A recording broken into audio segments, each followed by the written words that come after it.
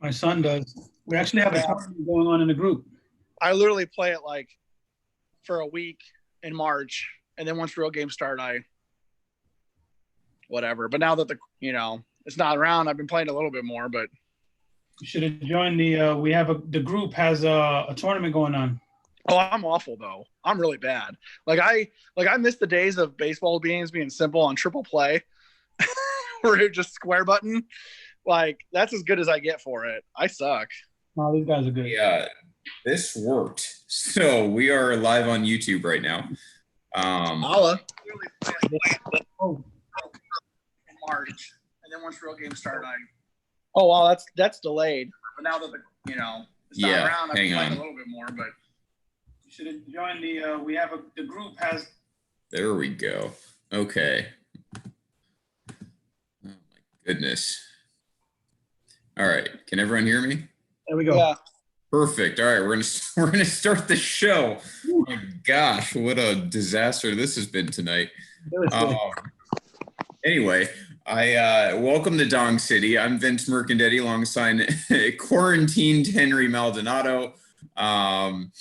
This is what, our 9th edition, Henry? I think it's 10.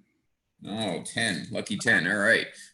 We, as everyone knows, are Yankee fans. We are joined this time by Brian Bernes. And Brian, you are our first non-Yankee fan since the first show, I think, to join the show. So very distinguished honor. How are you doing tonight? Good. I forgot to tell you guys. So I got into baseball in 1999. So I was 10. And for 3 years, all I knew is that the Yankees go to the World Series. That's all I knew about baseball, is that the Yankees are in the World Series every year. And I just was like, I looking back, I remember buying my first Beckett magazine, and Mariano Rivera was on the front. And I just thought like every Yankee at that time in '98 was the greatest Yankee of all time, because they just won the World Series. So they were like kings. And I thought that like, that's not an incorrect assessment though. I know. Yeah. Well, thankfully, as the years go on, I learned that Yankee team was just a very special team. It wasn't the standard. It was just a blimp in history.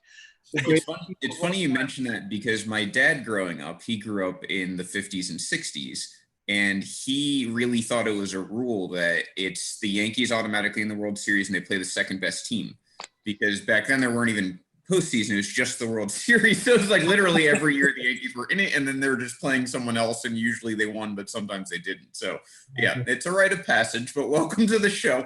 And that's part of what we wanted to start off with. Is now you are a Cubs fan, and I always find this fascinating, right? Because Henry and I, just by luck of our age group, first few years we're following baseball, our team is winning constantly. Something no one's seen since, really, is the 4 titles in 5 years. You as a Cubs fan, it's like the complete opposite for you, your dad, his dad, at like 3 generations. But now you have had this run of relevance into World Series title more recently than the Yankees. What is that like to transition when you're just conditioned to not win anything, and then all of a sudden you're like the new kid on the block and you're winning? Right. Well, so I'm going to forgive me for my long answer, but I came into the fan during the Sammy Sosa era, right? So right. Games they might not have win, but boy, 2-3 run home runs and, maybe a play here or two, and you're like, hey, we didn't win, but that's a good day. That's entertaining. Or, what I love about baseball, I don't like about football, is you could lose 104, but those 50 days, you could hit a walk-off grand slam. You could play like you're the best team in the league. So for me, I kind of got in that like little victories mode, Yeah.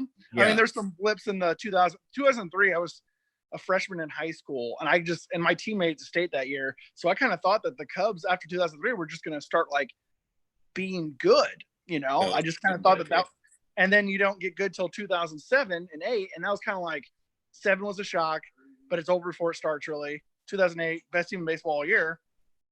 Then you get shut out or swept by the Dodgers. And then you go from when I was in college to I literally became a LeBron James and Alabama fan, because I was like, sports is supposed to be fun. I was like, I need something else something to root for that I know is going to give me excitement at some point. Because, the Carlos Marmol years and, it was just, you would watch for like little victories again. But as I'm older, you kind of want more out of your baseball team, but you used to ride the wave. And then these last 3 years, man, I mean, it's easy to get spoiled really quick. You know, I mean, 2016, we were beating every team by like 10 runs. You know, if we're down by 4, we'll be up by 7 in the next inning. Like it just, it goes on and on. And then, with the batch of players, I mean, you find yourself getting frustrated more easier than you did when they were bad, And it's crazy how it works. And I think a lot of Cub fans are kind of suffering from an identity crisis of how should we watch baseball, because we're so used to like having it's one end of the spectrum or the other. It's not that middle ground the Cubs never really had. And I think now we're kind of struggling with that. So it's weird. It's weird, but I mean, obviously it's fun in the ride and all that stuff. But I'm surrounded by a bunch of Cardinal fans, and they said, my best friend is a Cardinal fan, and he said that, once you win one, the rest is just, you could watch baseball how it's supposed to be watched. And I really took that to heart. Yeah. How, it is, I mean, it seemed life or death because of the drought. But now once the drought's over, you want more titles. Yeah, we didn't expect 5 players to drop off, from their development like they have. But, there's a reason why I named my dog Baez. It's just, there's moments that, I mean, the regular season moments that I say I'll never forget, but I probably will. But, it's just little moments that in this 3 or 4 year stretch that you're just like, damn, that's cool. And I can't imagine it being a Yankee fan or a Cardinal fan where you get that for 20 years, every year. Well, we're going to talk about that, I'm sure, in part tonight. Yeah.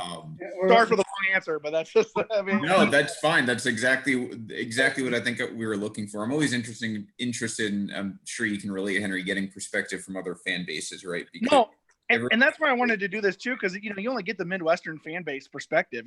Like I could talk to other people with different opinions, but we all kind of are around the same kind of players and all that, exposed to the same stuff. So it's like it's cool to hear outside perspective, the East Coast. We need to also let Brian know he totally dropped the ball on naming his dog there. The name you were supposed to give the dog was Javi.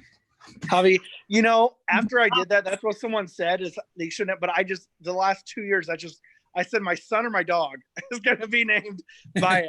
And so, I realized, I don't want to admit that, but I did realize I could have called him Javi, and it would have been as easy to say and whatever, but hey. Once I've decided on something, I'm deciding on something. So, There you go. No worries. You got the job done at least. So premise of this show, as we had talked about earlier, we are going to talk about role players of the 21st century. We're choosing 2000 as kind of that litmus point. I think just based on prior conversation before the show started, we're gonna have a pretty interesting list. We're all taking 7 players.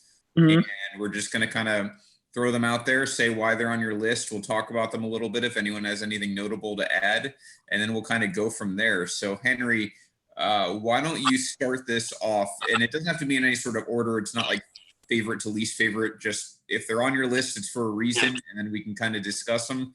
Henry, why don't you start off with your first? I'm going to go with a guy that's currently playing, and he was on the WBC team, and this kid is real exciting.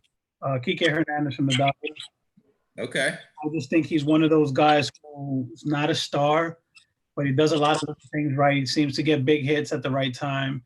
Real fun, real energetic. He's just a ball of energy, and one of those quote-unquote clubhouse guys. So my first guy is Kike Hernandez. Nice. Yeah. He had a big home run one of those postseasons, right? That's my only memory of him. He had a couple big hits. That's what I'm saying. He's one of those guys that, he's not a big star, but he just has a knack of a hit. Yeah, that's a standard role player in today's age. You don't see that a lot in the past where they can play like 7 positions and hit. It's usually they have to play that with the glove instead. Brian, you probably see Kike more than we do, being that he's in the NL. Any notable moments with Cubs Dodgers? He hit 3 home runs to finish us off in 2017, I believe. That'll do it. Yeah. And that was right around the time that, Drake had that Kiki, do you love me? And it was just like, F you, Kiki. but I mean, the Cubs were done by that time. But it was just like, who is this guy? You know? And yeah, I never heard of him until he was Dodger, and now he seems to be doing quite well for himself. Yeah, He's from that Dodger factory of utility players too, right? Like Chris Taylor, then Max Muncy, Kike. They seem to just churn those guys out modern day. Like one a year always has a huge season, and then like the next year he goes to his normal career norms. Mm-hmm. So good start though. Brian, who's your first? Okay, hold on. This right here, I thought was a 5-tool player. I just thought he needed more at bats. His name, Junior Lake. I remember Junior. So he actually went to the Orioles, and the Cubs had I think a farm system with their outfielders to the Orioles for a while. But as you can see here, he could hit, he could field. I mean, look at that, the natural. And it was around 2014, and so no one was really high or on the Cubs. And so, admittedly, I'm not like a expert on minor league people. Like, are you guys like know the minor league system like front and back? Decently, yeah. I wouldn't say I'm an expert. I guess I just had so many disappointments growing up with like guys that were touted as like the next OVP Hall of Famer, whatever. Yeah. That I'm just like, until this current crop of players came through, I'm just like, if they get to us and they stick, then I'll know them. But I'm not gonna like research it for years. Well, Junior Lake was like, I just understood like, oh, if he just gets time to develop, he's just going to become this 5-tool star. So I just held on to that. And it wasn't, I look at his stats now, it wasn't because he didn't get at bats. He just was a mid-level player at best, and he just sticks out to me because I just always thought that like, oh, well, this is going to be the season he's going to pull it together. This is going to be the year Junior Lake becomes Mike Trout. So. Henry, do you have any Junior Lake memories? I'm looking in the memory bank. I'm digging. I'm hard, and I just can't come up with one. I feel like I saw him on SportsCenter a couple of times. I'm curious, Brian, if you know the answer to this. He only played for 4 years. Did he get like a major injury, or he just never made it back to the majors after age 26? It was just never. He just never made back to the majors after age 26. Well, 278 career on base percentage. That's not going to be 655 OPS. Ooh, he's hard. He's hard. Career negative .8 WAR. So this is one of the things as we transition into mine. There's 2 things that I found really apparently appealed to me, in the last 20 years with role players. One was having a negative WAR. I guess have a soft spot for really shitty players. You're a good guy. You seem like a good guy. You're just got a heart. My team's a charity case. Just wait till we get to it. And 2 is a lot of my guys are in the tribe. They're Italian. Apparently, we're really good at role playing. So, well, you look like Daniel Descalzo. So, yeah. He did not make my list, but that's another good one. He actually almost made my list. He's currently robbing Chicago right now. I actually liked him as a Cardinal, but anyways, I'm telling you, that's our niche. Is we are great, like mediocre role players. That's how Italian. The WBC team just fielded the same. I'm not saying anything publicly because I don't want to be called a racist 3 years from now when there's an Italian Hall of Famer. You're right, Henry. They showed out though. I think they won a game in the WBC tournament. So they played like a group of role players. They did indeed. Yeah, that's right. That's where we peak. But my first is actually a Canadian. He's not Italian, and it's also a little bit cheating, but it's Matt Stairs. Yeah. Oh, that's a good one. Yeah. Another soft spot is fat guys who hit home runs. That's because you can only see that in baseball. You don't see fat guys doing flashy things in any of the other three major sports. So this is a good one. But Matt Stairs, for pretty good career. He was a starter for a little bit, a few years, but for the most part, known for kind of being a role player. I think he had a huge home run, maybe for the. I was just going to say 2008, he hit a home run against the Dodgers. Okay, yeah. I remember that one playoff home run. He hit that huge home run, and it was like a bomb. But I always liked following Matt Stairs. I remember his days in Oakland and his days with the Cubs. He was with the Cubs. Yep. Yes, Cubs. So Matt Stairs he started with the Expos. Nice little trivia if you ever need Matt Stairs trivia. He's with a lot of teams, right? Yeah. Yeah, he was one of those guys that played for half the league and Expos, Red Sox, A's, Cubs, Brewers, Pirates, Royals, Rangers, Tigers, Blue Jays, Phillies, Padres, Nationals. So 13 teams. 13. You know what though? I'm really launching an investigation right now, Dong City FBI investigation about how he did not end up on the Yankees because he is a quintessential Yankee. How and with that short port, how did he not become a late season addition? One And, name, Jason Giambi. Yeah, they're shaped exactly. They're both shaped like toasters. It's perfect. And, but Matt Stairs is Canadian, I think, right? He had the more expensive Matt Stairs with Giambi. You did. I was gonna say we could have had Stairs at like age 41, which would have fit a narrative too, but instead we went for like $180 million, which fits the other narrative when we got Giambi.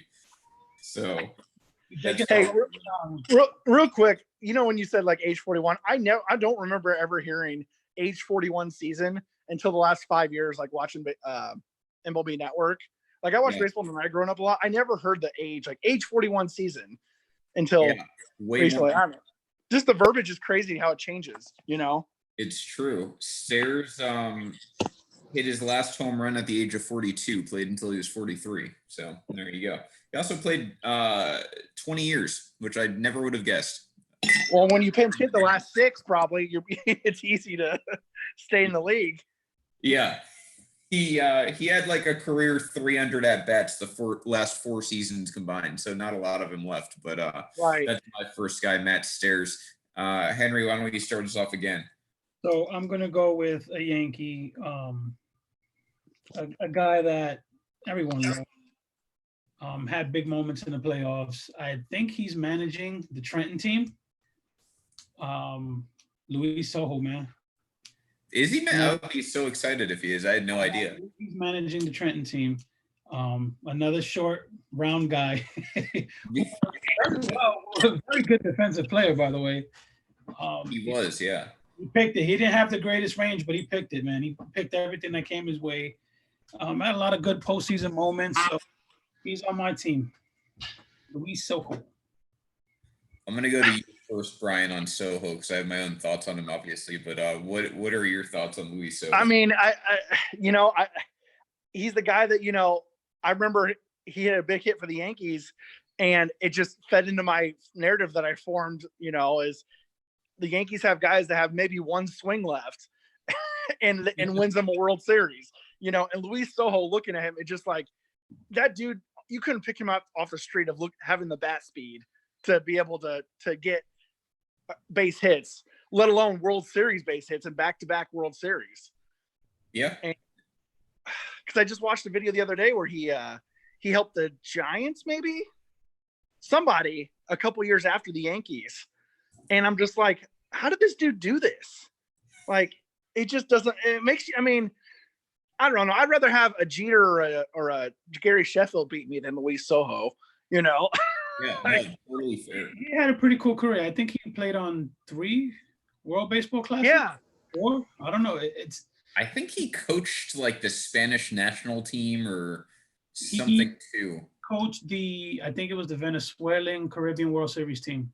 Yeah, well, he's Venezuelan, so that makes sense. He also coached, wasn't he the manager of the Venezuelan team in the WBC? I think, yeah, that's what I mean. Those guys stay around for, once these guys that put in, how many years did he put in the league? 10? I was going to say, if you had to guess, how many years would you think Luis Soho played? I'm going to guess 11. Henry, do you have a guess? I think more than that. Yeah. So he technically played 14, but he didn't actually play in 2002. So 13 seasons. Okay. What was his peak year? What was his peak year of like highest batting average?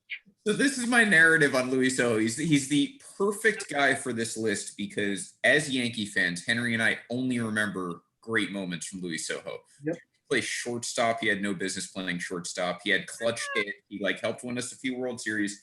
Now you look at his career stats, 297 on base percentage. He had a 4 WAR in his career.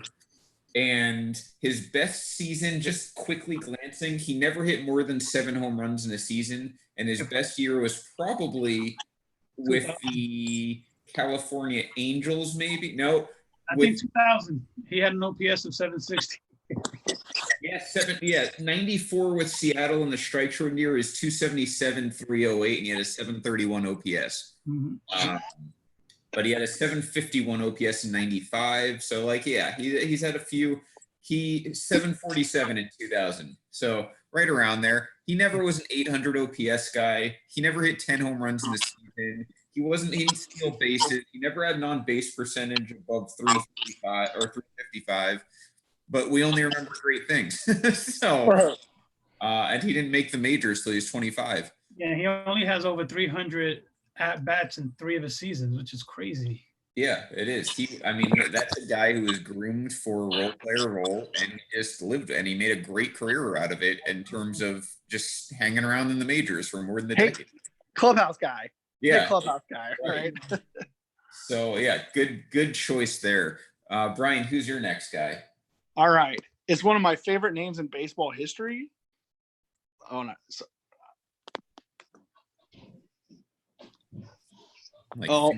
Sorry.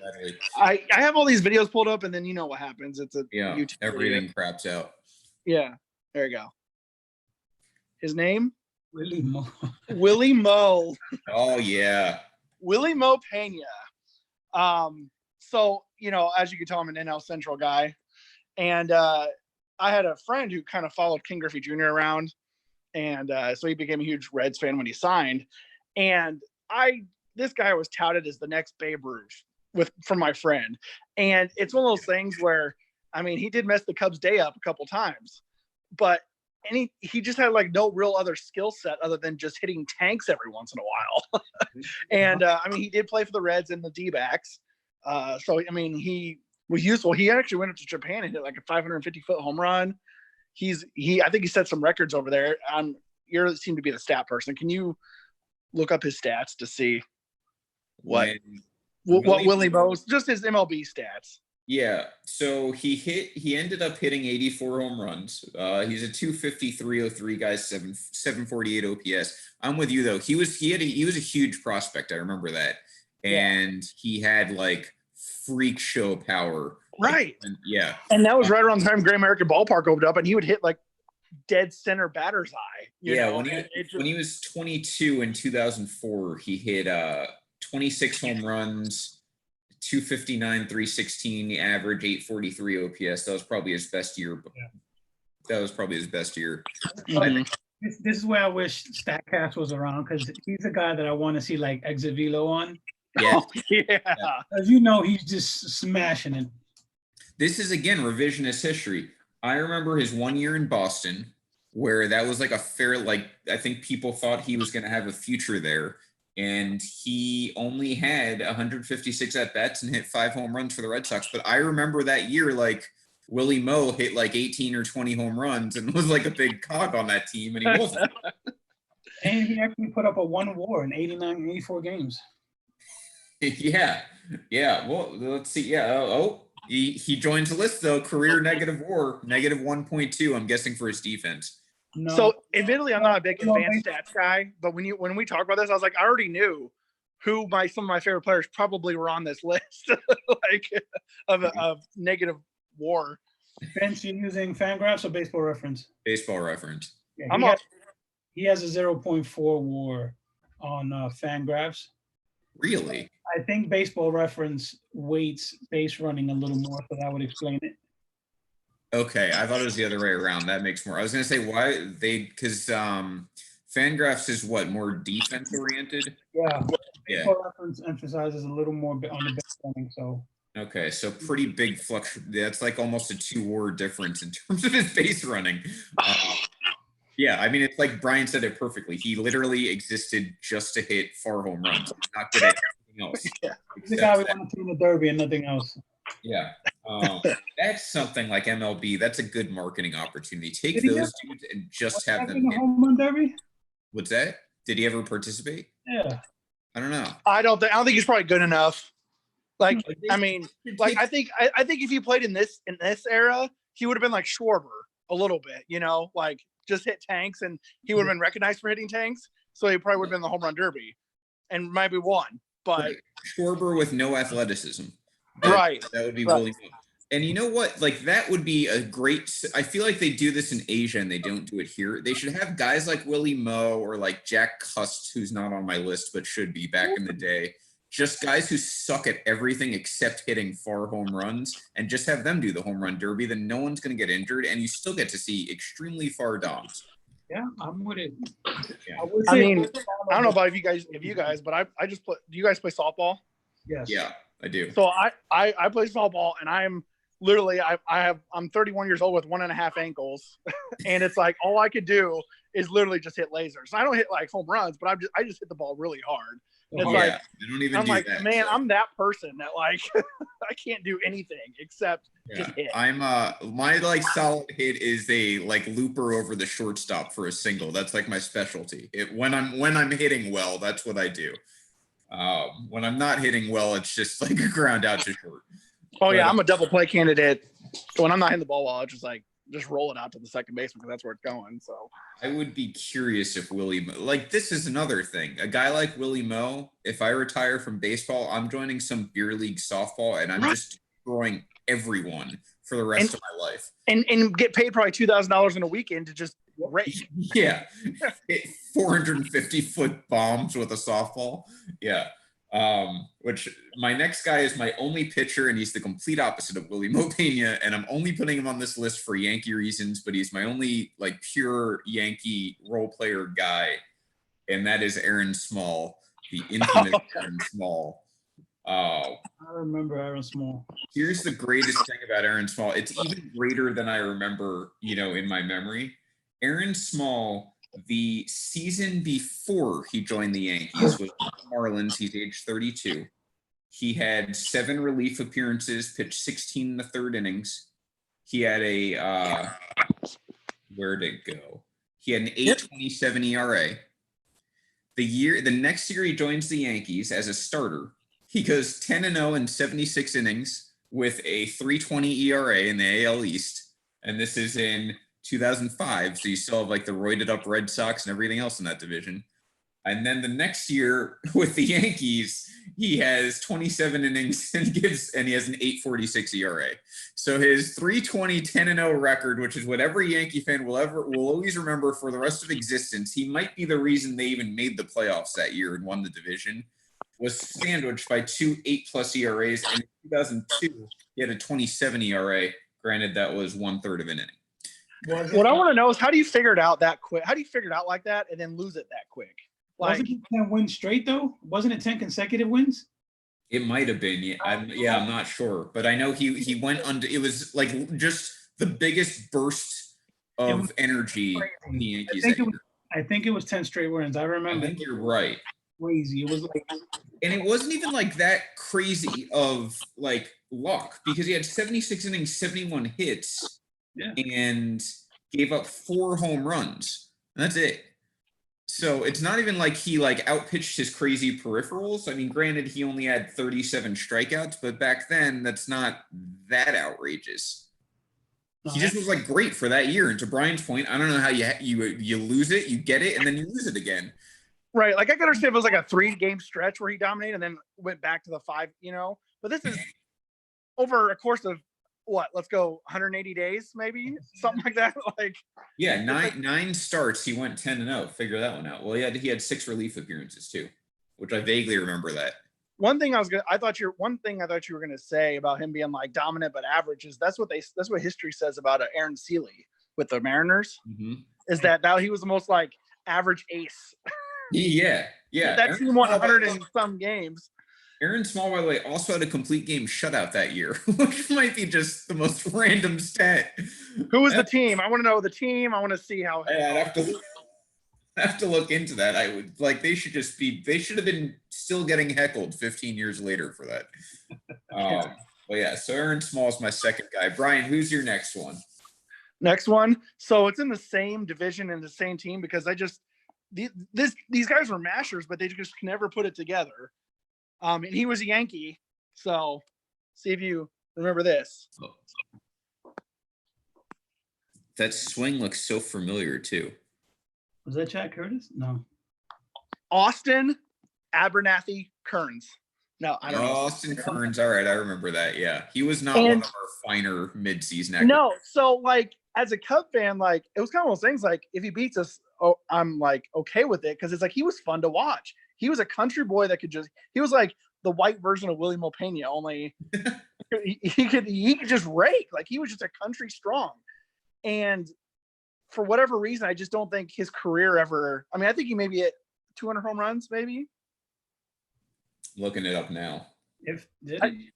But I just don't think like he was ever the player that he 121. Okay. So yeah, I just think he like never became what he was touted to be, but he was like that guy that was kind of like fun to watch. Like he's just good enough to be on a major league roster.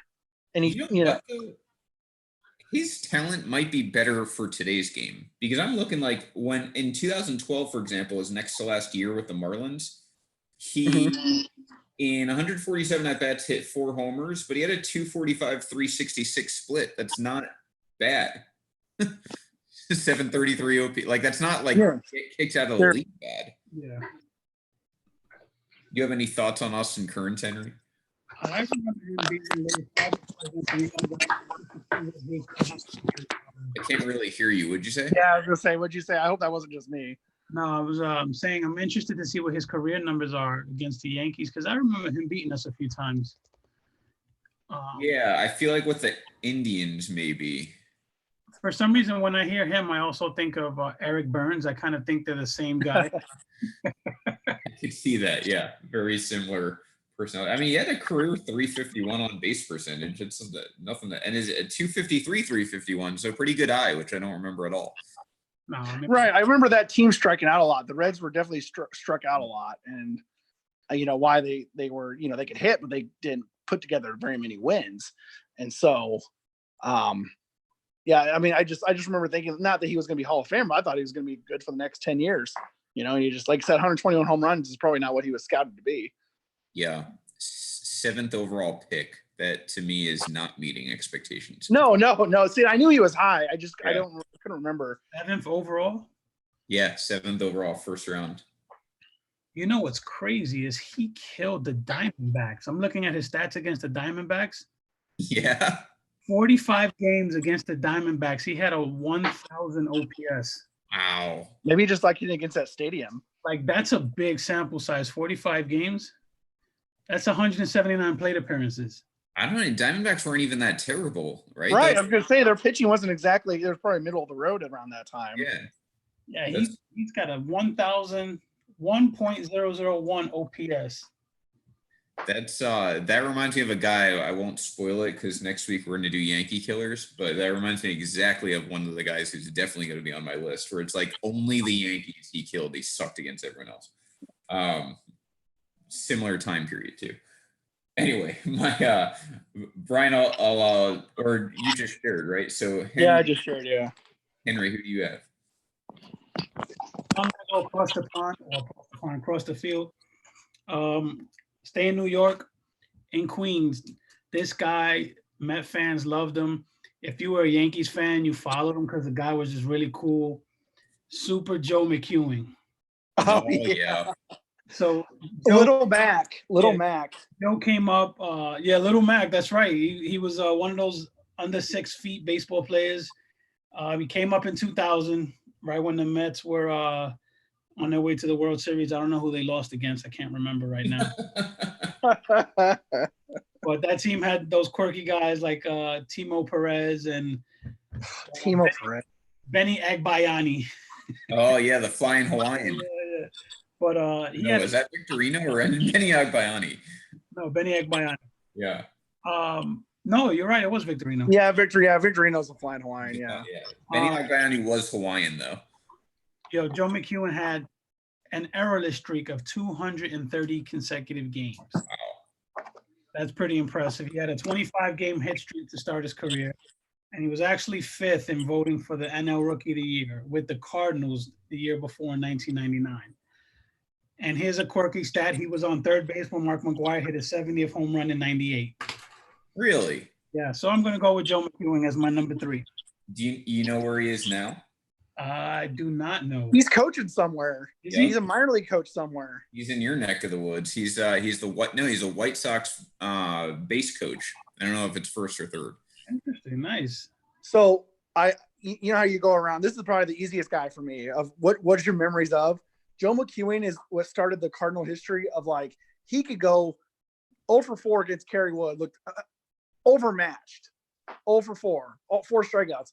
But then that little snot bag would hit a double down the line barely against somebody else and then win the Cardinals the game. And you're just like his little tap, his little annoying batting stance. Just like, how does this guy in the majors and how does he do that? 5'8". Just piss you off. And granted, the Cubs were bad anyways, but at the time, it's just like, of course that guy ropes it down the line after he couldn't make contact the first 4 at-bats. Anyways. Every, like, small white guy's dream of a major league career. 28th round pick, you have 0 expectations, and he carves out 9 years. Yeah. And his numbers weren't like that awful. That sucks because he just and you get named Little Mac on the team with Big Mac. Well, he just cut off for the pension too. That sucks. yeah, you're right. You just missed his 10-5 rights. Yeah.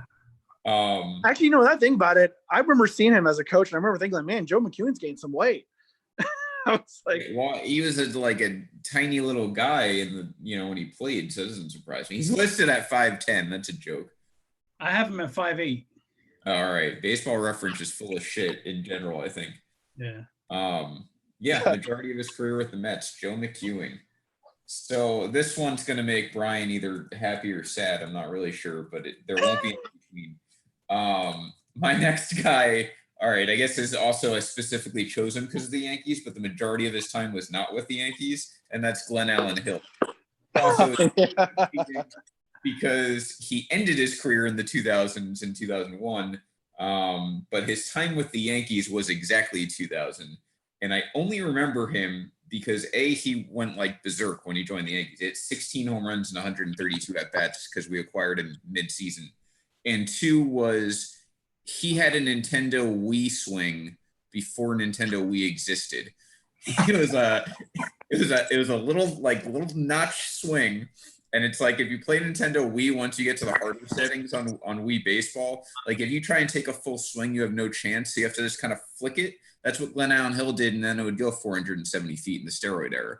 So he was just fun to watch, and he had that one great run in 2000. Of course, the Yankees won the World Series that year, so he was an instrumental part of our last World Series of the dynasty.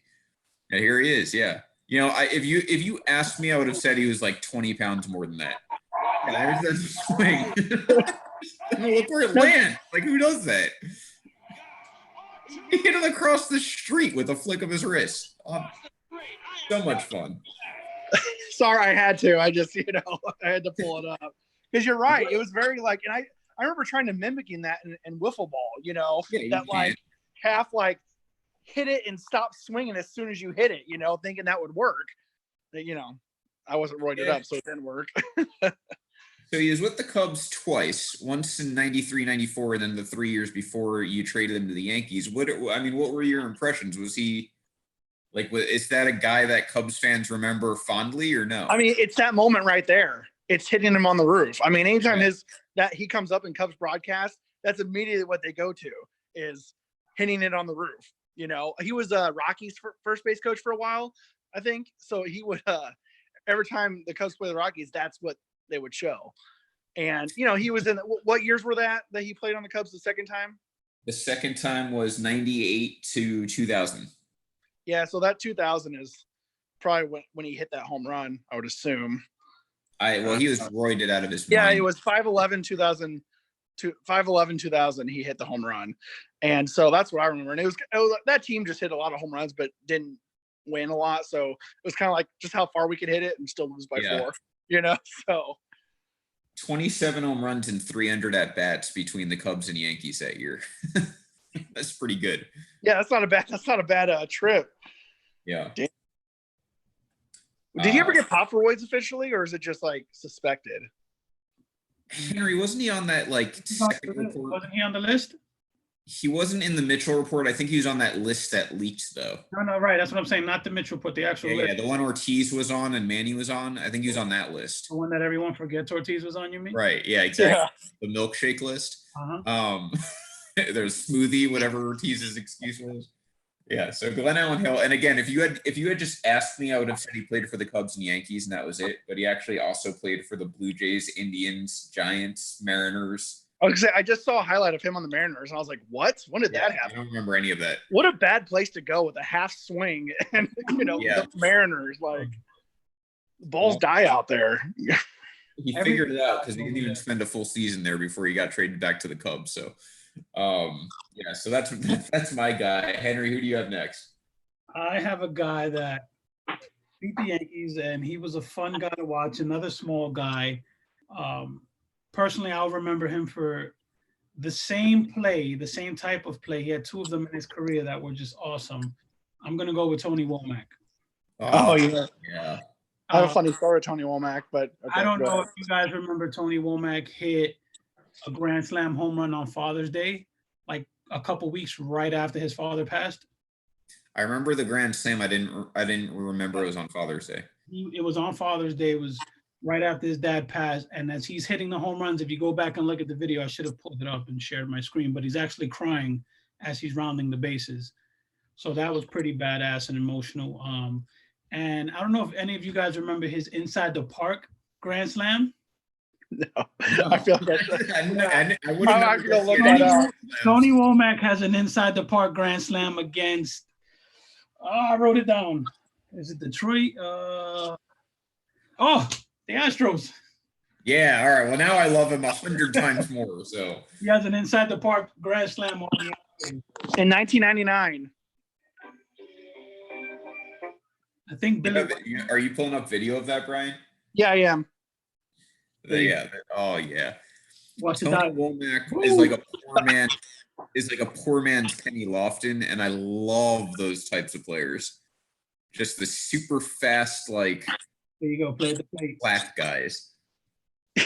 That was pretty close too. Yeah, what was the catcher doing there? Is that Pierzynski?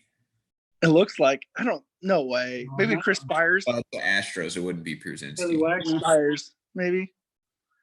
That was off Wagner too, huh? Yeah. That's awesome. So speaking of Tony Womack in that video, I used to love him, and I think it was MVP 2003 or something 2002, like right around then with video games. I like loved being Tony Womack. He just would slap the shit out of singles like constantly in the video game. But he was involved in that ninth inning in 2001 Game 7 against the Yankees, and for that, I can't get past it. Like he'll never be the same to me because of that one, like just being involved in it. And I think it was like a double too. Like he had the biggest hit. So that's my one Tony Womack drawback, but otherwise. So as you could probably assume, I was a huge Diamondbacks fan in 2001 because I wanted to see someone else win the World Series. Of course, yeah. Seventh grade me. And although looking back, if you ever need a proof that sports isn't rigged, you look at 2001 because the Yankees could have easily just won the World Series for the country of healing. Trade 99 for 2001. I think that's a universal Yankee fan feeling.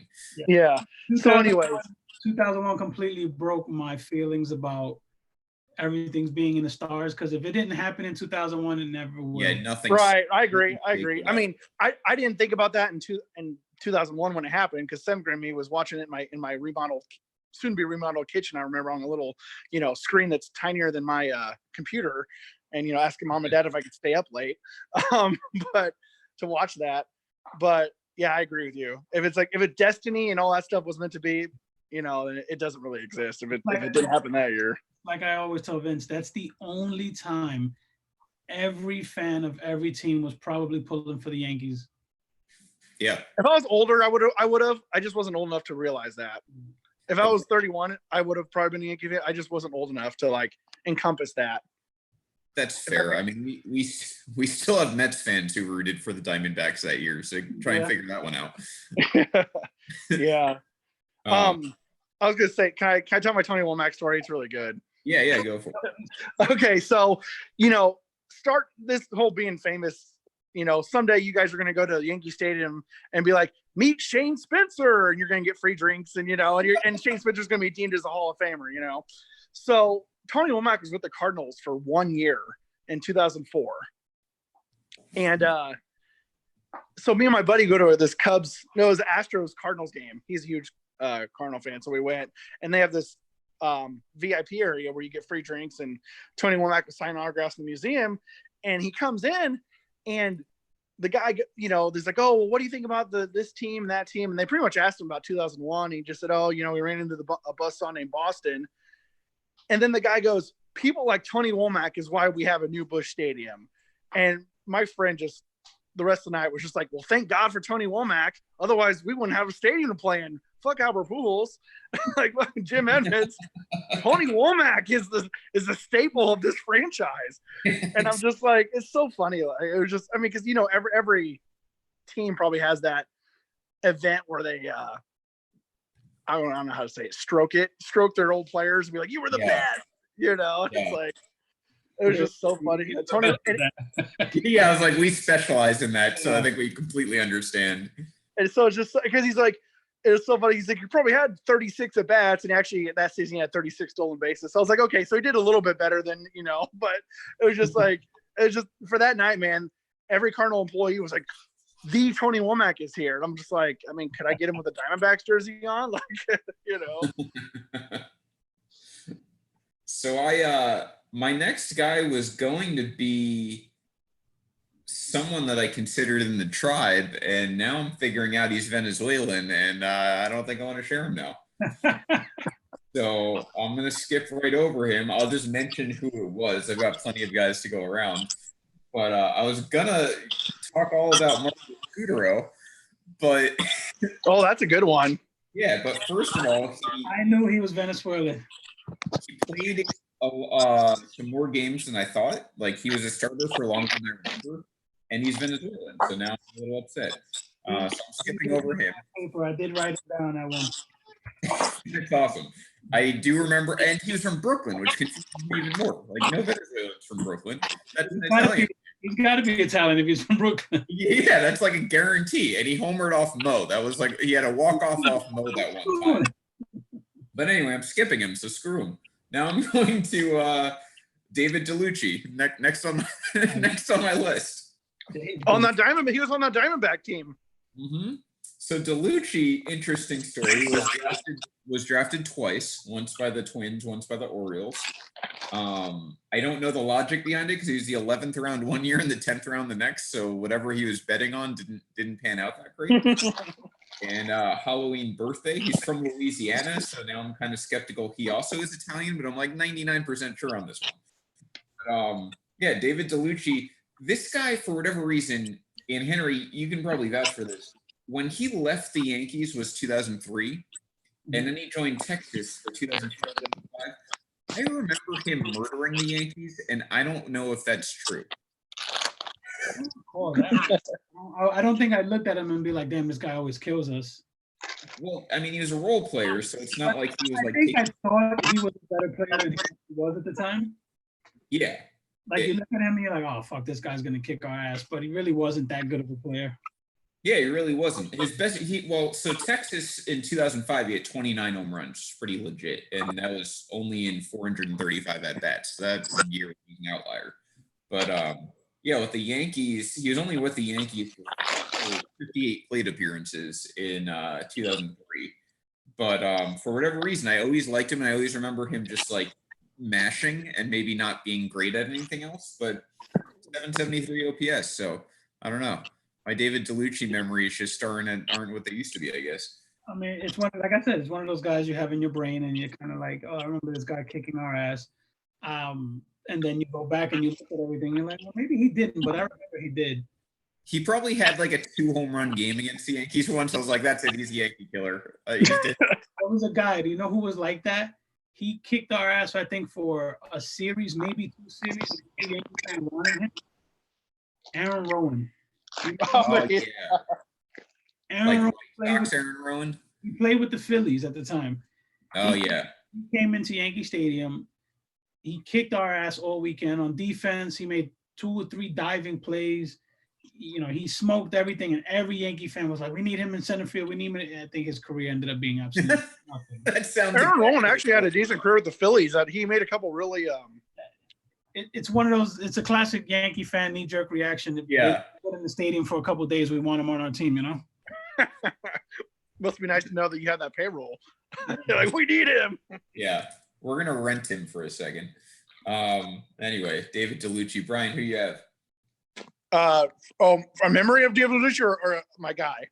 No, who's your next guy? Unless you have. Oh, okay. So I'm not doing this on purpose, but he was a Yankee, or was. It's my favorite clip ever. Is he in charge amount? Oh no. No, you'll see.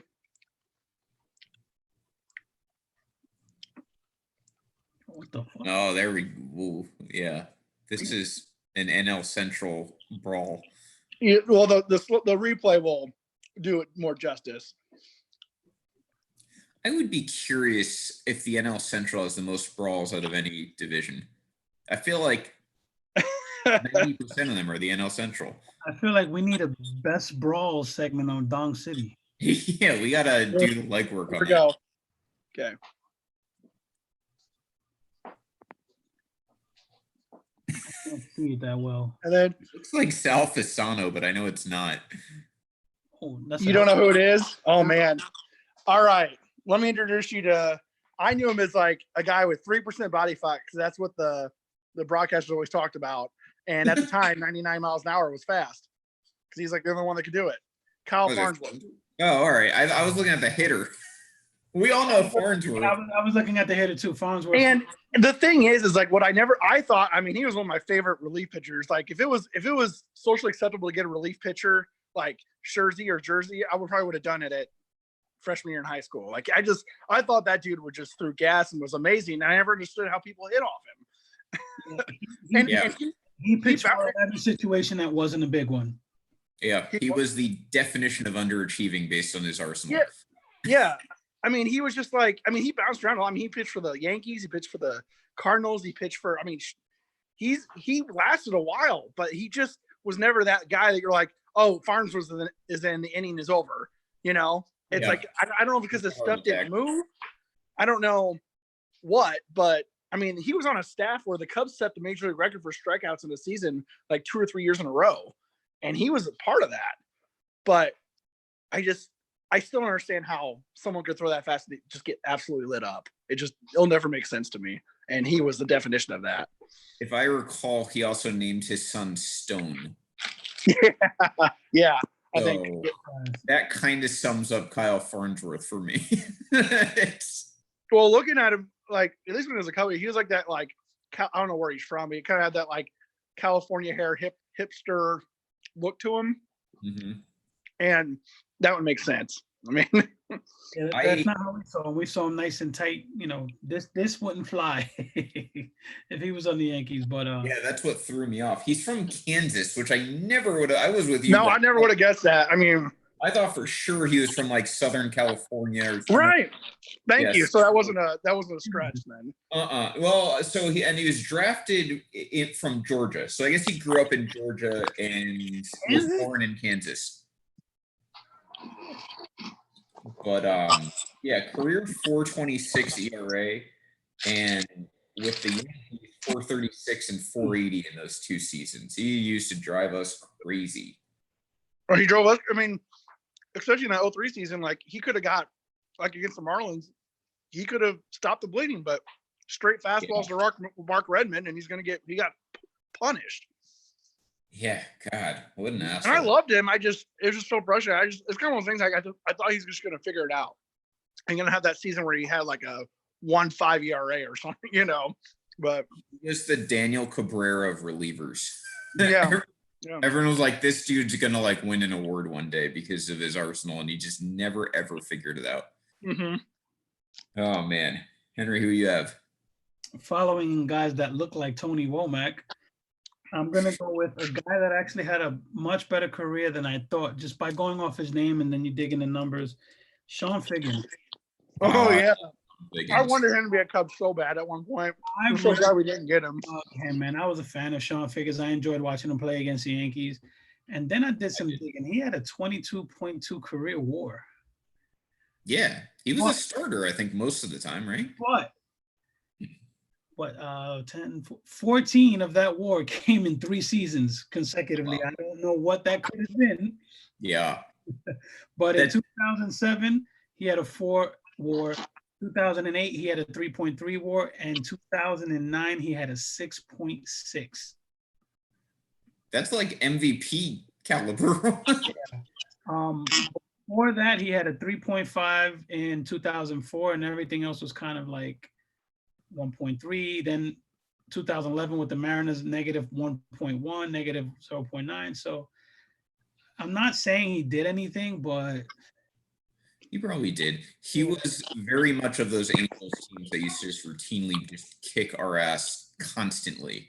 You know what's crazy? He has, in 2007, he only played 115 games and still got a 4 WAR. So here's my fun fact about Sean Figgins, besides him having his name spelled in just the weirdest way possible, is in 2007 when A-Rod opted out during the World Series, of course. I wrote an article because at that point I was like midway through college. I think I was a sophomore in college. I wrote an article demanding that the Yankees let A-Rod walk and use that $30 million or whatever it's going to be to sign 3 different guys. And one of those 3 different guys at third base was Sean Figgins. That's how much I loved Sean Figgins back then. You know what? I think at the time I would have agreed with you because I think we had need for him. We could have moved him, and he played multiple positions. Yeah, I mean, I was about it too. I thought he was like a type like 1A to Juan Pierre. You know, he's a speed guy. He played a few positions. He was pesky. He made contact a lot. Like we ended up getting Johnny Damon, which I guess was their answer to that. But yeah, I mean, I wanted Figgins and like 2 other guys. It's like, why put all the money into A-Rod? And even now you can kind of question whether it was worth it, but they did win the World Series on A-Rod's back. So, and in 2010, he went from a 6.6 WAR to a 1.3. Yeah, Figgins fell off real quick. I think that's where I lose the argument. Is had Figgins like gracefully aged, I could probably still argue it. Not really anymore. Well, and what happened was, in my memory at least, he got that contract, and that's when he fell off. I think he got it with Seattle, and then that's when he, because like I was like, darn, like, and I think, and maybe because, and I thought maybe his skill set would age decent. You know, if he's a slap hitter guy, he at least might not steal many bases, but he's still gonna get on base. Yeah. But that's in 161 games, by the way. He only missed 1 game. Wow. So I think the general consensus is the Mariners ruin baseball and everything they touch. Have they ever handed out a good contract, like a good long-term contract? Maybe Ichiro. Yeah. That was on the cheap. Yeah, I feel like every time they sign someone to big money, they just immediately, it's not even like it's slowly, like immediately their career just falls off. Well, I could have predicted that about Robinson Cano. I knew you're just chasing money. I mean, yeah, I mean, he actually put in a few years, probably more than I thought he would at the level he did, but he had a few good seasons with Seattle. Yeah, but so my next guy is, I guess now the theme is Venezuelans. I didn't realize any of these guys were Venezuelan. I didn't think this guy was Italian, but he is Venezuelan. And I also lied about one Yankee connection guy because this guy's definitely Yankee connected, and that's Miguel Cairo. Oh, hey. Yeah, he was a Cardinal and a Cub, and I loved. I mean, he was kind of one of those kind of like a Joe Luis Sojo 2.0. Yeah, so Miguel Cairo, yeah, he was all around the NL Central, 3 different NL Centrals. He played for the Yankees and Mets, huh? You thought he was Italian? No, I'm saying I didn't think he was Italian, but I didn't know he was Venezuelan also. So Miguel Cairo, my one memory that'll live with me forever, and Henry, you might be able to guess it within 2 guesses. It is not a big playoff moment. It is not any sort of home run, obviously, but it is the game you were at, Henry, July 1st, 2004. He hits, what's that? The Jeter flip game? Yeah, the Jeter flip game. 2 outs in that inning. No one on base. I think Ruben Sierra hit a single up the middle to keep the game alive. He were down a run. And then Miguel Cairo hits the game-tying triple, I want to say, in the 9th inning. Yankees go into extra innings. Manny Ramirez hits a home run. And then John Flaherty ends up winning in the bottom half of that inning with the walk-off. I guess it was a single, but it would have been more than that. Yep. So that's my Miguel Cairo memory. But he was yes, Luis Soho of the 21st century. He was just a pesky guy, played every position, never struck out ever. And he only played with the Yankees for 2 years, but it seemed like 10. So, I don't remember anyone exactly. I just know between all the NL Central teams, he had a lot of like late inning see-through singles in the 8th inning for some team to get the lead with the Cubs and the Cardinals. So I'm telling you, he was literally Luis Soho 2.0. yeah, he is. Yeah, only right-handed. With a better glove. Yeah, with a better glove. Because Cairo was actually pretty good defensively. yeah, he might have paved the way for someone who might be on your list, Henry. So I won't say anything else. But so that's my guy, Miguel Cairo. Henry, let's go to you next. Who do you have next? So there's a couple guys I'm debating going with, but I can't not leave this guy off the list. Randy's gonna love it. Some guys will love it. Vince will hate it. Going right to him, huh? I'm going right to it, and that's Ronald Torreyes, man. Big I heard this is going to be on the list. I heard. Big Toe, the Tonight Show, everything about Ronald Torreyes off the field in the dugout, man. That's just a super glue guy. Fans loved him. His teammates loved him. Everything he did was just, he's a guy that just gelled well with everyone. Mhm. Superstar together, but you put him at any position and he's playing well that night. I know Vince hates him, but I negative 2.2 WAR for the record. No, he's more than that. I'm embarrassed to say this. I get him and Gleyber Torres confused. Don't know. And I don't know why. For a while, I wasn't sure which one came from the Cubs. Torreyes and Torres. I mean, I get it. One's talented. The other one's career WAR is 1.8, Vince. Not on mine. I'm going with Baseball Reference on this one. Negative 0.2.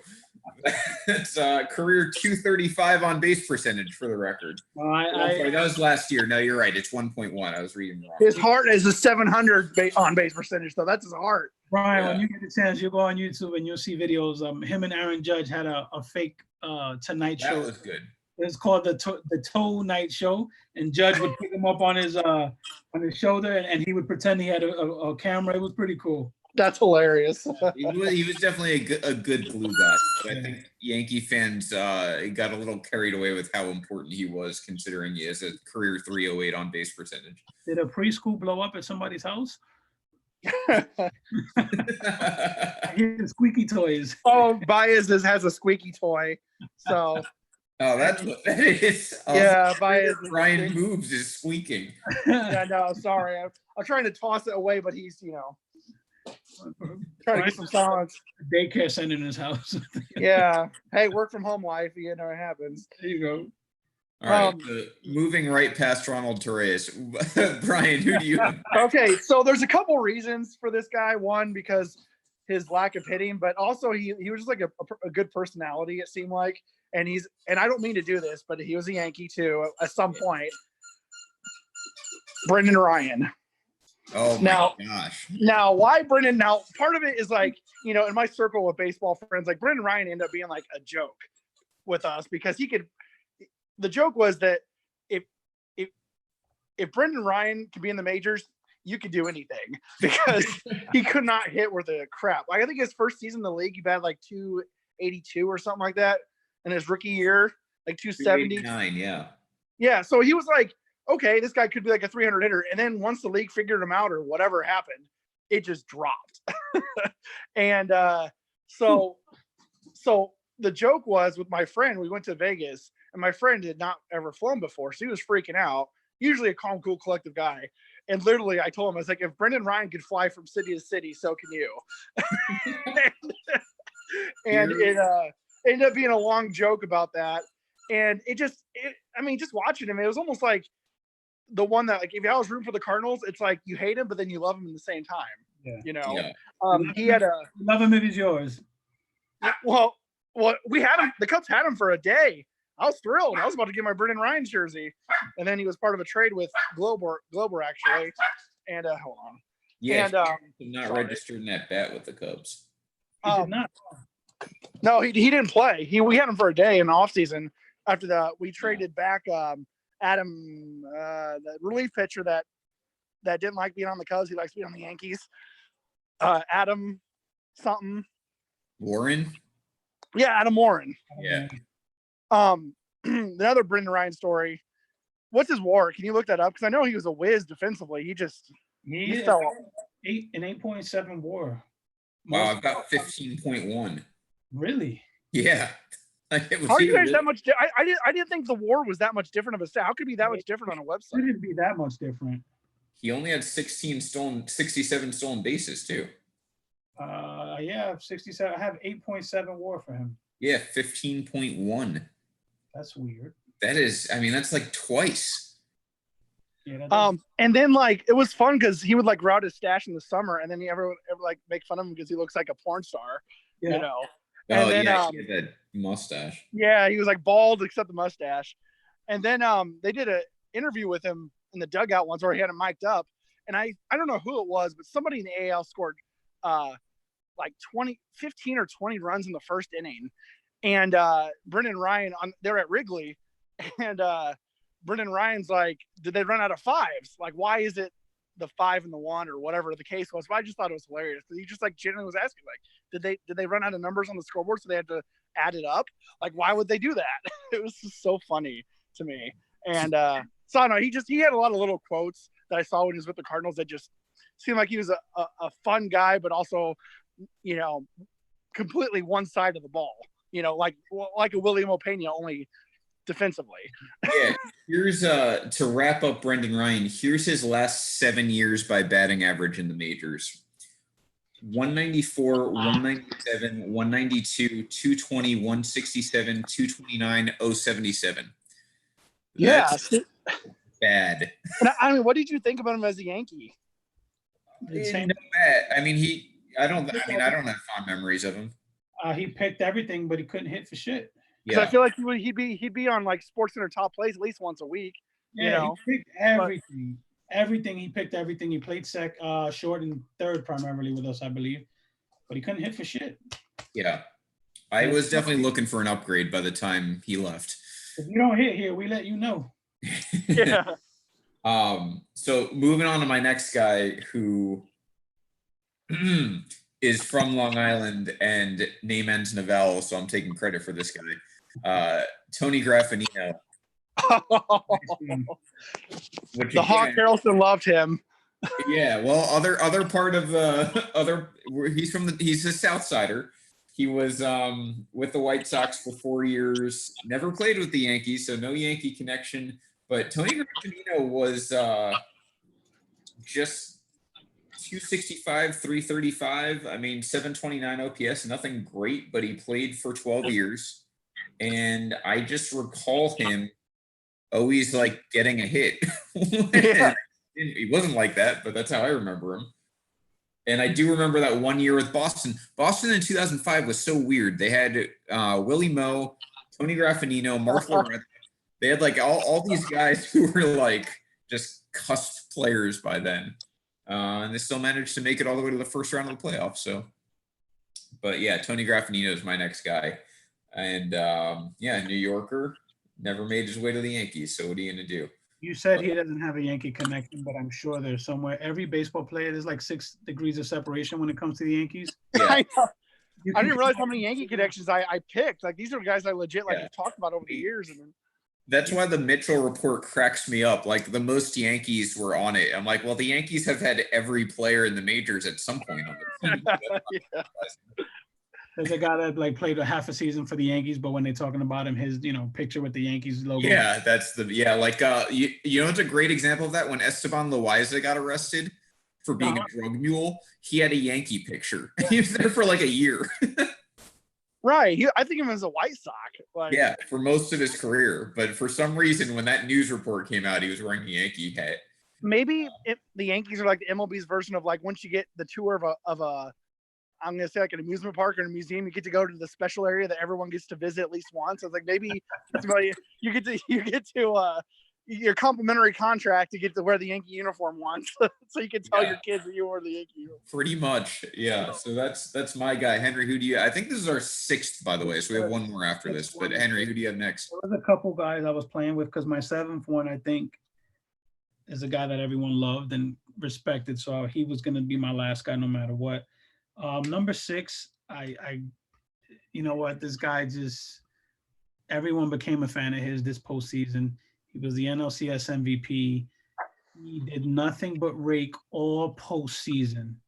Really he had a good. very decent career, and I'm going with Howie Kendrick. Yep. And I have a feeling we'll be talking about him next week too. But yeah, Howie, that's a good pick. Yeah, Howie Kendrick, man, he had a nice, solid career. Then he just, turned into a nice role player. He accepted his role. And I think he's 36, 37 years old. He turned that into a nice little $6.5 million payday for the 2020 season, if we have one. Mm-hmm. Yeah. Howie Kendrick, Deservingly so. The Nationals don't win that World Series without him. They don't. You're right. From the wild card game to the NLCS to his World Series hits, they don't win the World Series without him.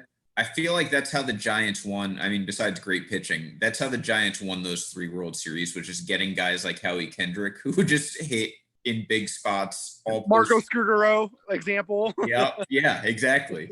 They lived off of getting those guys who were just unheralded, and then they hit 440 for a postseason series, and they alternated. Like when one guy would get cold, the next guy would hit 440 instead. Anytime Kendrick came up this postseason, there was like he's getting hit. He's and he got big hits, man. That grand slam was huge in NLCS to kill the Dodgers. So yeah, Kendrick deserved that and much more. Yeah, good pick. Brian, who do you have?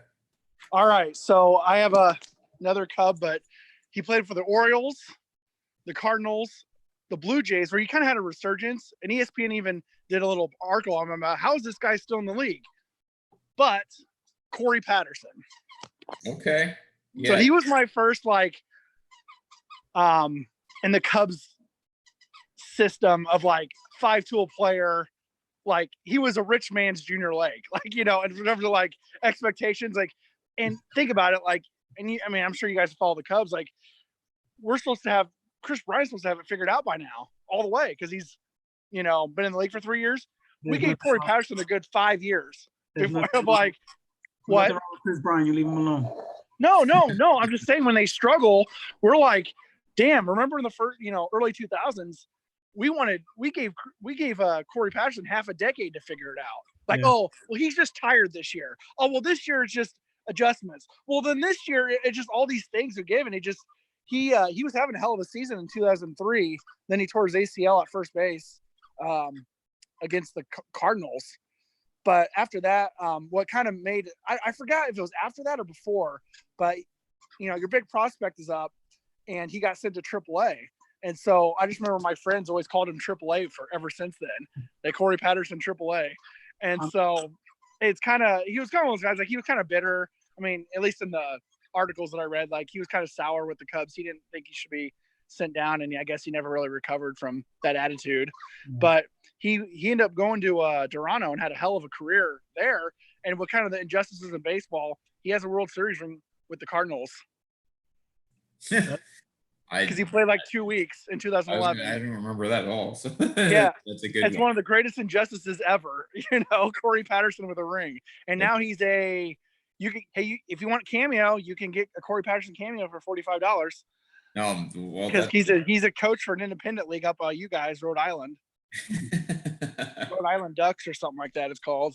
Yeah, I'm looking at his stats. 2003, that's when he got hurt, I believe, because he only that's I remember I watched one night game and I was like, no. It makes you wonder how different that whole season would have been if we Here's the thing. He had a 2.5 WAR, so he was on his way to a hell of a season. The very next year he had a 5 WAR. He did have a good season after that. And then he just disappeared. Yeah, How many years did he play with the Cubs after 04? 2005, and that's it. Yeah, so but he was and some of it, ACL injury or not, but he just I mean he had his moments. I mean, I think opening day, maybe 04, maybe 05 against Tom Glavine, he had like 7 RBIs and 2 home runs. I mean, he had his moments, but he just I don't know, it was always kind of like I feel like an NL Central like memorable bust. Like, yeah, he made his money, but he probably had 100 home runs, maybe 120. No, maybe 100, maybe 80, 90 home runs. 118, not bad. Yeah. So He he was just supposed to be like the cornerstone of the franchise, and it just never really played out, And yeah. Brian, let's finish up with your last guy while we're on the subject. Last guy. Yep. All right. So this guy is, how do I say it?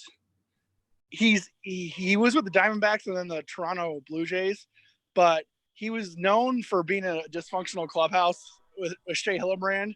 Perfect. And he he wrote on the board, "This is a sinking ship."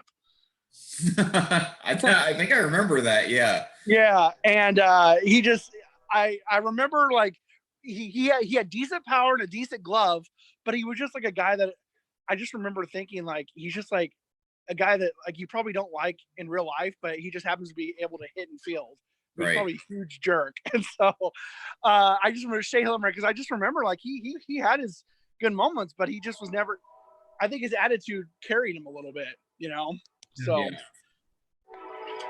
Henry, do you remember Shea at all? I don't have any fond memories of him. I just thought he had a cool name. Yeah. So can I have a one guy B? Is Pat Neshek was going to almost be my other one. yeah, I was gonna say I've got some guys on the subject of Shea Hillenbrand. So when I was growing up, I grew up in New Jersey, and I grew up a massive Trenton Thunder fan because it's like 20 minutes from my house. And Trenton Thunder's first season was Detroit Tigers affiliate. That's where Tony Clark played when he was in the minors before he got. But the next year they switched over to the Red Sox. So my entire 90s and into the early 2000s when I was living there, rooting for the Thunder AA team. And then when these guys come up through the Red Sox system and actually make it in the majors, I immediately am hating them in the major league level.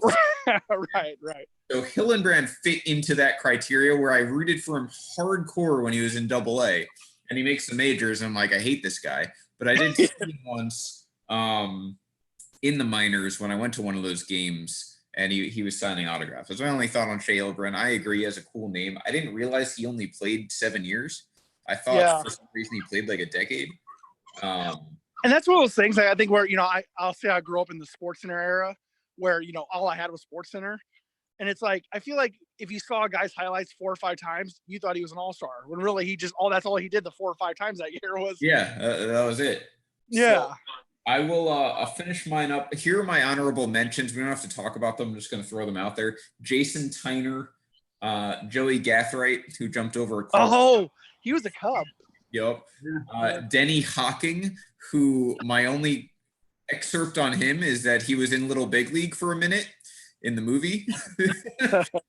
And then Donnie Sadler, who fits into my Shea Hillenbrand trend. I rooted for him hardcore in AA, and he was a negative WAR player in the majors. So those are the honorable mentions. My final guy is actually better than I thought he was, and that is also a man who I'm assuming is in the tribe, and that's Frank Catalanato, who was he a lefty? Did he hit? Yes. Was he, hit lefty through righty. He was first base, second base, left field. Always looked like he had a deer in the headlights. Always looked like he was 12 years old. 14.5 WAR, and he was a career 357 on base percentage. So the dude was a professional hitter. I was gonna say, I think he had some good years in Toronto. Did he play for Texas too? Yep, 802 career OPS, nothing to sneeze at for a utility guy. But he played with the Tigers, Rangers, Blue Jays, Rangers again, Brewers, and Mets for the last 2 years. And of course, with the Mets, he hit 160, 192. I can't remember what I ate yesterday, but I can remember snapshots of Frank Catalanato. Yeah, that was impressive. He had 25 at bats to end his career with the Mets, and that's when it's time to hang it up. So that's Frank Catalanato. Just loved watching him play, and he is actually as good as I remember. So I'm proud of that. My one quick thing about Joey Gathright is, so I think he was with the Cubs in 2006, maybe 2009. It was when Lou Piniella was like, it was all kind of coming apart for the Cubs. And they had a big series in St. Louis, and I went to 2 of the 3 games, and the Cubs didn't score for like, I think 18 innings. And like Joey Gathright was up with the bases loaded with 2 outs, and he just like, I just knew it was how it was going to end because he just was overmatched. You know, Yeah. it's like, you know, if he could start running first, he's a Hall of Famer, but you can't start running first. You gotta hit the ball first. And I just remember he was with the Cubs when it was like they're hoping his speed would change the game, but you got to hit first, and he could not hit. My favorite is when they broke into anything mid-game and they said Joey Gaffright's name. You knew that play was going to be crazy.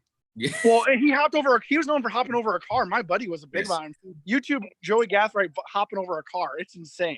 I'm actually Facebook friends with him, and I asked him that one time. Hey, guess who I'm Facebook friends with? Damon Buford. That's awesome. I remember Damon Buford. Yeah, he was a Red Sox, wasn't he? Yeah. Yes. Exactly. Joey. I witnessed. He was my first in-person home run, and I just followed him on Facebook. I was like, I'm going to add this guy, see what happens. And sure enough, he added me, and he's into water skiing now. And yeah, that's a throwback. Yeah, Joey Gathright said at his age now he cannot jump over a car anymore in case. But Jump over a mini.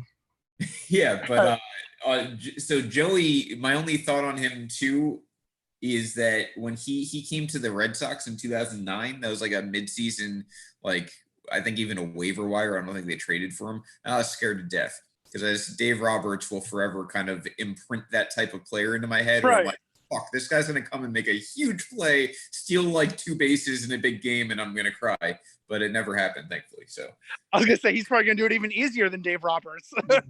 He'd probably do it standing up. Yeah, exactly. He was very, very fast. Fucking Henry, who do you have here to wrap it up? Just said Dave Roberts. Fuck y'all. Yeah, we almost made it the entire show without name dropping Dave Roberts. Oh man, fuck that guy. That was one of the worst moments I ever felt. Like you knew what was gonna happen and you couldn't do anything to stop it. Everyone on earth, not just in that stadium, not just watching TV, everyone coming in to steal. Mo can't hold runners. Mo's slow to first. He's gonna steal this base, and there's nothing we can do. You know what's so funny? What I remember about that is I was wrapped up in my own drama that year. Oh no, wait, that was 2004, right? That was the next year, yeah. No, never mind. I was gonna say I thought it was 03. I was like, I was wrapped up in my own drama. I wasn't even paying attention to that series. Never mind. Yeah, I'm gonna give my honorable mentions list to 3 guys. 2 of them kind of became stars. One just last year. Ben Zobrist first. Marwin Gonzalez, man, that guy. Oh yeah. You know, he's like the super utility. And there's a guy who he really only hits, and he hasn't gotten enough love in the game. He just got traded to Tampa Bay. Jose Martinez. So. Oh yeah, he's fun to watch. He's fun to watch. I think Jose Martinez, if he ever got a chance to just hit, will have a hell of a season. I don't know how old he is. I want to say he's in his late 20s already. He's 28, 29. I was going to say 28, 29, yeah. Yeah. Because I remember I was worried about, I was like, this guy could torment us for the next 10 years. And I was like, oh, wait, he's only 20. He's fine. He's going to drop off soon. He's got that. Once he's 30, he's done. My final guy, who I don't care who you are in baseball, you could just appreciate him.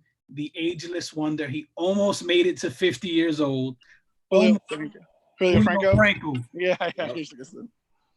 He has the oldest home run, right? I think that's his claim to fame. The oldest home run, the oldest RBI. He has there's a bunch of lists that he's the oldest player to do a few things. Yeah, and he looked like he was 50 from the time he was like 24. Yeah. That guy was fun to watch. Everyone respected him. You know, he just everything. His genes were great. Just that dude played till he was. Let me see here. Played till he was 49 or 48. 49. Wow. Yeah. Yeah, I mean that'll never happen again. Not for a hitter. He managed 23 years in the game, 2,500 games. He appeared in 2,500 games. Almost 10,000 plate appearances. Cal Ripken, did he play in more games than that? Good question. That's like the ultimate stat padding comparison. You know how you said that'll never happen again? I was telling my friends, baseball is really romantic, right?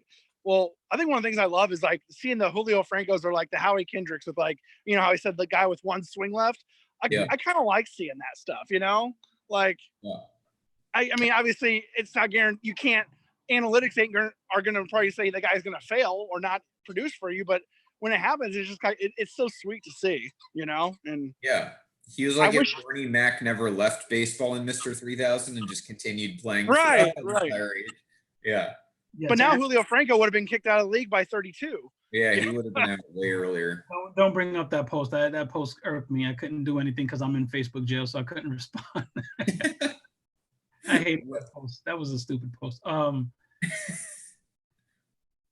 answer your question, Cal had 3,001 games. So Cal Ripken played roughly 400 plus games. Okay. Cal still got him, huh? Still crazy. Anyway, well, good. This was fun. That was real quick. Felipe is hating in the YouTube comments. He has two syringe emojis. So next to Julio Franco's name. It's possibly right, but I'm gonna say he did it on mangú and beer, but yeah, that's just a guy who just doesn't know anything else in life except playing baseball. So right, they told him he had to retire. He's like, "What? What do you mean I have to retire? Like, no more baseball?" Yeah. I'm sure he's probably still raking in Venezuela or something. He's playing. I'm sure he's playing some rec league somewhere. 60 or however old he is now. You know, we talk about William Opeña hitting softballs and just getting drunk. How about Jose Martinez? That guy is a candidate for. He can probably make a few $1,000s a weekend once his career's over, just hitting bombs. You saw God, what's his name now? Hold on, Julio Franco is the designated hitter for the Fort Worth Cats. I knew it. I knew it.